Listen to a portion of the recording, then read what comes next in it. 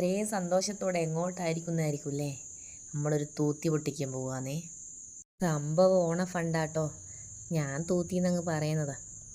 രണ്ടായാലും ഒരുപോലെ തന്നെയാണ്. നമ്മളിങ്ങനെ തൂത്തിയിൽ പൈസയൊക്കെ കൊണ്ടിട്ട് എന്ന് അറിയുന്നതിനെ പൊട്ടിക്കൂലേ, അതുപോലെ തന്നെ ഒരു വർഷം മൊത്തം ആഴ്ചക്ക് ഒരു 100 റുപ്യ 50 റുപ്യ ഒക്കെ വെച്ച് ഇങ്ങനെ കൊണ്ടാച്ച് ഓണത്തിന് അത് നമുക്ക് വലിയൊരു പൈസയായിട്ട് ഇവിടെ തിരിച്ചു തരും. ആഴ്ചക്ക് 50 റുപ്യ 100 റുപ്യ എല്ലാം നമ്മൾ തന്നെ അറിയാണ്ടങ്ങ് വെച്ചു. ഒന്നിൽ നമ്മളൊരു മുട്ടായി വാങ്ങി തിന്ന പൈസ, അല്ലെങ്കിൽ ഒരു ഫാൻസി പീടിയൊക്കെ ഇരുന്ന പൈസ, അത്രയ്ക്കാവും. ഇങ്ങനെ അറിയാണ്ടങ്ങ് വെച്ച് വന്ന പൈസ ഇല്ലേ, അടുത്തൊരു ഓണം എല്ലാം ഒരു കുറച്ച് പൈസ ഒരുമിച്ച് നമ്മളെ കൈ കിട്ടുമ്പോൾ ഭയങ്കര സന്തോഷം കേട്ടോ. അങ്ങനെ ഞാൻ നുള്ളിപ്പെറുക്കിയൊക്കെ കൊണ്ടാച്ച പൈസ കേട്ടോ ഇന്ന് എൻ്റെ കയ്യിൽ വന്നേ. അധികം വലിയ പൈസയൊന്നും അല്ലെങ്കിൽ പോലും ഇതെല്ലാം നമ്മളെ കൈ കിട്ടുമ്പോഴുള്ളൊരു സന്തോഷം ഉണ്ടല്ലോ, അതൊക്കെ ഒരു വേറെ ലെവൽ തന്നെയല്ലേ. അധികം ആഴ്ചയും ജയേഷേട്ടൻ്റെ കീശയിൽ നിന്ന് പൊക്കിയിട്ടാട്ടോ ഞാൻ 100 50 വെക്കുക. പക്ഷേ ഇത് കിട്ടുന്ന സമയത്ത് ഇതെൻ്റെ മാത്രം പൈസയാണ്. ഞാൻ മാത്രമാണോ ഇങ്ങനെയെല്ലാം പറയുന്നത്? എല്ലാവരും ഇങ്ങനെ തന്നെയാണോ? എന്തായാലും നമ്മളെപ്പോലുള്ളവർക്ക് ഓണം കളറാകാൻ ഇതൊക്കെ തന്നെ ധാരാളം അല്ലേ.